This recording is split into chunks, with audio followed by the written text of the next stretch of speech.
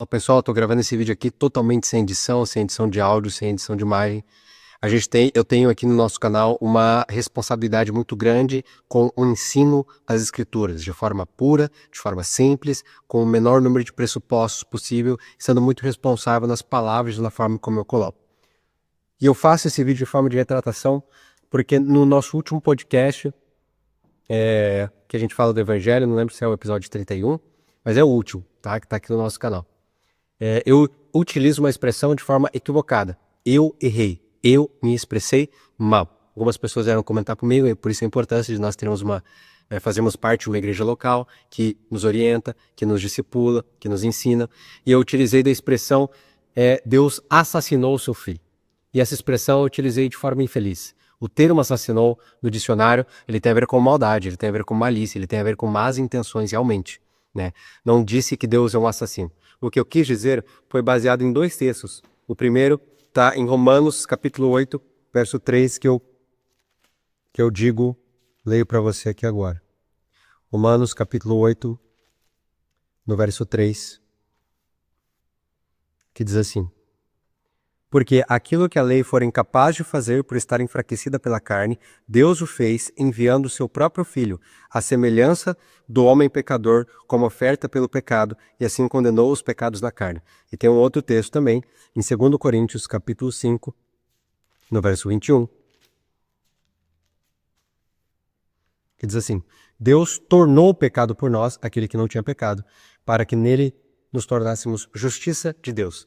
Deus o fez, Deus o tornou. Então foi nesse sentido, de Deus oferecer o seu próprio filho. Não, melhor termo não seria assassinou, nem de longe, mas sim matou, assim, no sentido de oferecer o seu próprio filho como oferta pelos seus pecados. Não vou apagar o episódio está lá, mas você pode ouvi-lo com esse asterisco, com essa ressalva que eu estou me retratando aqui agora. Também vou deixar aí abaixo um comentário bíblico sobre esse texto para que a gente possa aprofundar e crescer nesse diálogo, mas eu deixo aqui as minhas desculpas, tá? Peço que você assista o episódio se você ainda não assistiu, mas com essa ressalva, tá? Com essa correção de termos e principalmente na intenção daquilo que foi falar, certo? Espero você no nosso próximo conteúdo. Olá, seja bem-vindo para mais um vídeo devocional aqui no nosso canal. Aqui a gente fala de Bíblia, de teologia, de espiritualidade, aqui você encontra mensagens inspiradoras, mensagens de encorajamento, mensagens que vêm direto da palavra de Deus para o seu coração. Se é a sua primeira vez aqui, ou se você já assiste o conteúdo, já acompanha o conteúdo aqui do canal e ainda não é inscrito, eu convido você a clicar no botão inscreva-se aqui embaixo para que você não perca nada, para que você sempre acompanhe aí os nossos conteúdos. Tem devocional semanal, tem podcast, tem livros, tem cursos que você pode estar adquirindo aqui embaixo, tem louvores. Eu espero de coração todo esse conteúdo que é preparado com muito carinho por mim e por mim mesmo. Eu gravo, eu edito, eu posto, esteja realmente abençoando a sua vida. E hoje eu trago uma palavra do Senhor para o seu coração.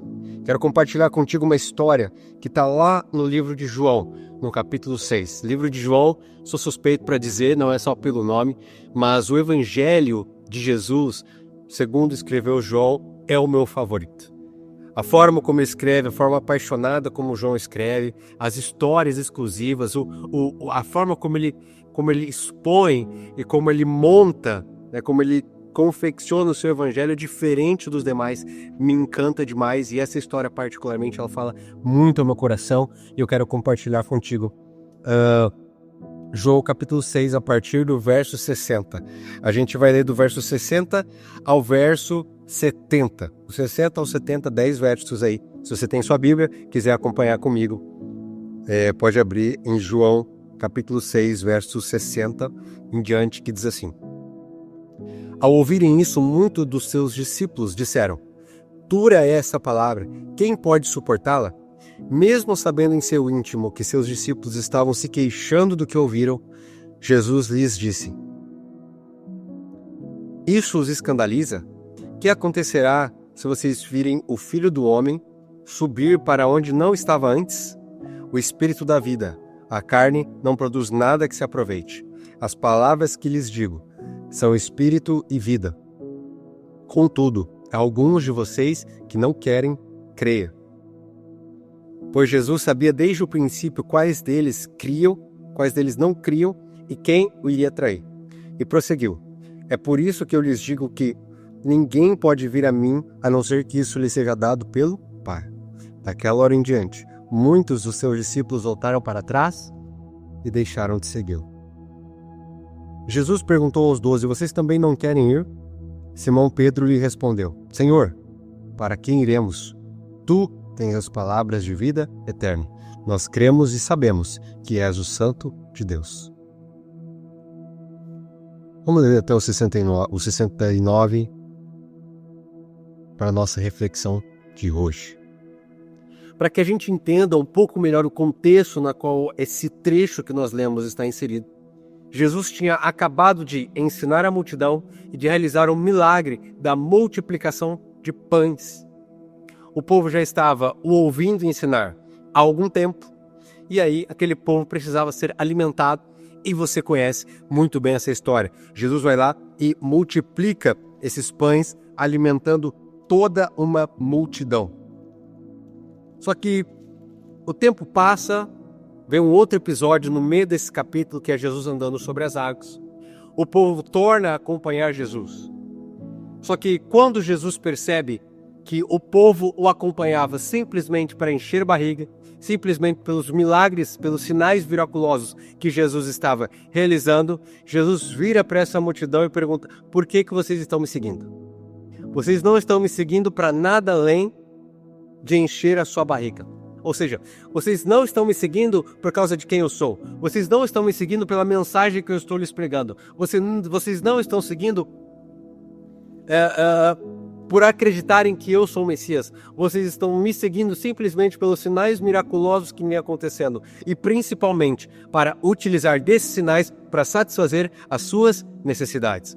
Jesus utiliza do pano de fundo do milagre, do pão que foi multiplicado, para se apresentar como não simplesmente um rabi que faz milagres, não simplesmente um rabi que opera maravilhas, não um simples judeu que opera sinais miraculosos, mas sim como o próprio Messias, o próprio pão encarnado que desce do céu e é dado a nós pelo Pai Celestial. Ele se apresenta como o pão da vida, ele se apresenta como o pão que desce do céu. E ele diz assim, para um judeu, vale ressaltar, o judeu não podia nem ver sangue, o judeu não podia tocar em sangue, o judeu não podia comer nada que tivesse sangue, não podia nem tocar em sangue. E aí Jesus vem, se apresenta como o pão da vida e diz assim: quem comer da minha carne, quem beber do meu sangue, este sim terá a vida. Então Jesus começa um novo ensino, não diria novo, mas ele começa uma outra parte do ensino dele, que já havia começado lá na multiplicação, com palavras duras, com palavras que eram escandalizantes. Primeiro, vocês só estão me seguindo para satisfazer as suas necessidades. E segundo, quem comer da minha carne e quem beber do meu sangue. Aqui nós temos duas lições importantes. Primeiro, muitos de nós nos encontramos seguindo a Jesus, fazendo atividades religiosas, servindo na igreja, desenvolvendo o ministério simplesmente para ter as nossas necessidades supridas. Então nós vamos ao culto de domingo, nós vamos ao culto de sábado, nós vamos ao nosso culto semanal para que, através de uma palavra profética, para que através de um profeta, para que através de um pastor, de um pregador, alguma palavra venha sobre a minha vida, alguma bênção venha sobre a minha vida, e aí então eu tenho as minhas necessidades supridas. Não importa eu compartilhar aquilo que eu estou aprendendo com o meu próximo, não importa compartilhar vida com o meu próximo, não importa eu me entregar pela família de Deus, pela família do Pai que me foi dado, a minha família espiritual, que é a igreja. Não, eu vou para essa comunidade, eu vou para esse lugar, eu desenvolvo uma aparente vida religiosa, porque na verdade eu quero ter as minhas necessidades supridas, eu quero repor alguns buracos, algumas lacunas que estão na minha existência, e no meio disso você tem a igreja. O fato é que muitas pessoas hoje buscam o evangelho, buscam a religião, buscam as comunidades, buscam a fé simplesmente para terem as suas necessidades atendidas. Achando que Jesus é um mentor, um coach, um simples líder espiritual que vai te dar alguns conselhos, que vai te dar algumas dicas, você segue isso aí, você sai do ponto A até o ponto B e pronto, lacunas preenchidas. O evangelho não é sobre isso, que o evangelho parte do ponto que não tem nada de bom para se aproveitar em nós. Ainda que tenhamos bons hábitos, ainda que ainda que cuidemos da nossa saúde, ainda que tenhamos bons hábitos alimentares, ainda que sejamos diligentes com a nossa carreira, com os nossos estudos, nada disso nos torna digno diante de Deus. Não estou dizendo que essas coisas não são importantes, não estou dizendo que essas coisas não devem ser praticadas e buscadas, mas o evangelho parte do ponto que não importa o que façamos, ainda seremos pecadores diante de um Deus santo. E aí Jesus vem, morre em nosso lugar.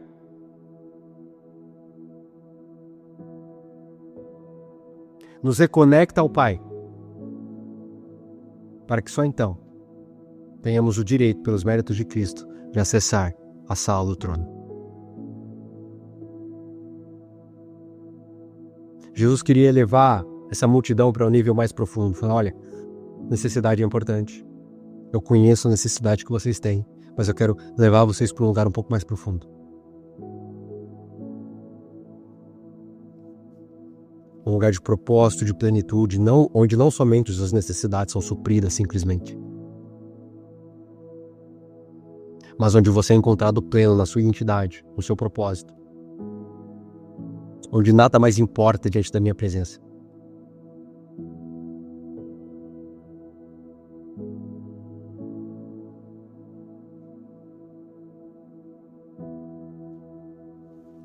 Segundo, quem comer da minha carne e beber do meu sangue. Sabe, em Êxodo é instituído o primeiro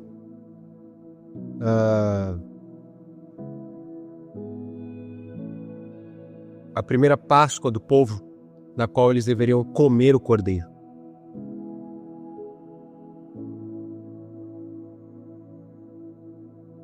Então, a Páscoa que era um cerimonial ali que apontava para o cordeiro que iria ser sacrificado.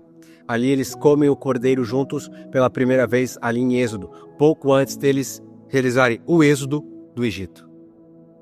Só que foi dada uma orientação a Moisés e em seguida para o povo, comam o cordeiro inteiro. Não comam somente a parte boa, a parte macia, não, comam o cordeiro inteiro. A gente poderia fazer um outro devocional, um outro podcast só sobre comer o cordeiro inteiro. Mas para a nossa reflexão de hoje, vale ressaltar que é necessário comer e beber da carne e do sangue de Jesus. Isso fala sobre não simplesmente aproveitar as coisas boas que Jesus pode dar, não simplesmente colecionar os milagres, não simplesmente ter as suas necessidades supridas, não simplesmente se apegar à parte bonita do Evangelho, onde nós somos perdoados, mas também se apegar à cruz que nós devemos carregar, também se apegar ao processo de santificação que nós devemos nos colocar, nos apegar à nossa responsabilidade para com a graça que nos é ofertada, para nos responsabilizarmos para com a interação, para com a graça que nos é ofertada. Existe uma parte feia, existe uma parte que é mais difícil de engolir, existe uma parte do livro que é amarga e que não é doce, que nós devemos engolir. Comer o cordeiro inteiro, comer da carne e beber do sangue de Jesus tem a ver com você abraçar o Evangelho de uma maneira completa.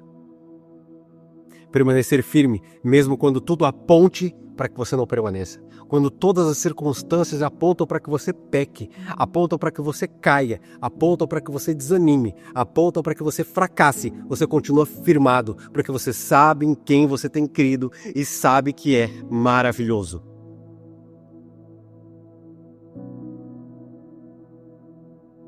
É quando nós nos colocamos sob o mesmo patamar de Jó, o mesmo comportamento, o mesmo estado de espírito de Jó, que tendo tudo roubado, tudo tirado, ele não tinha mais nada. E ele diz, Deus me deu, Deus tirou, louvado seja o nome de Deus.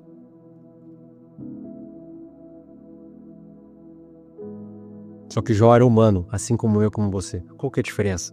O poder do Evangelho sobre as nossas vidas. A fascinação por quem Deus é, a plenitude que nós encontramos, satisfação em Deus.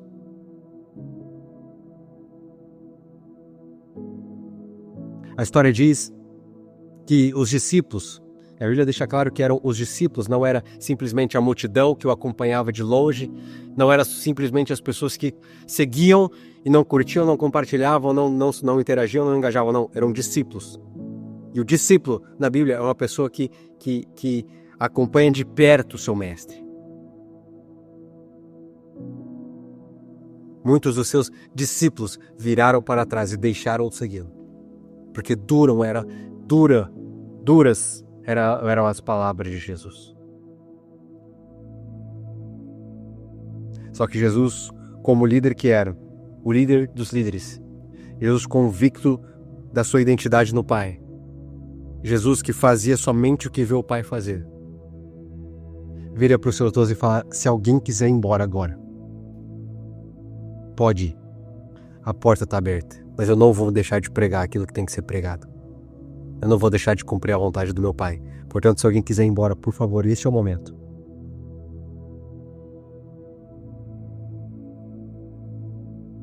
E Pedro se levanta e diz: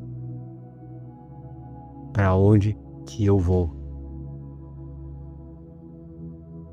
Eu não tenho mais para onde ir, Jesus. O teu amor me capturou. O teu amor me alcançou. E hoje não me resta mais nada, porque eu vendi tudo que eu tinha. Eu deixei os barcos na praia, lembra? Eu deixei as redes, eu deixei os peixes. Somente você tem as palavras que são de vida eterna. Pá.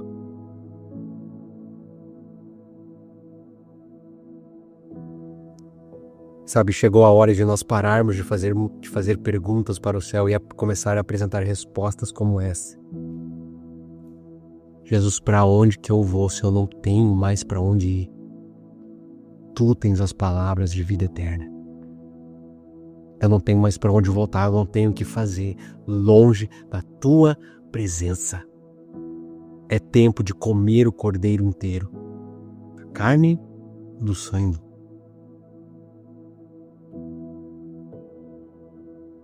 É tempo de seguir Jesus pelo que Ele é e não para ter necessidades supridas, não para ter barriga cheia. É tempo de encontrarmos plenitude nele de tal modo que a gente não tenha mais para onde voltar, a gente abandone e deixe tudo para trás.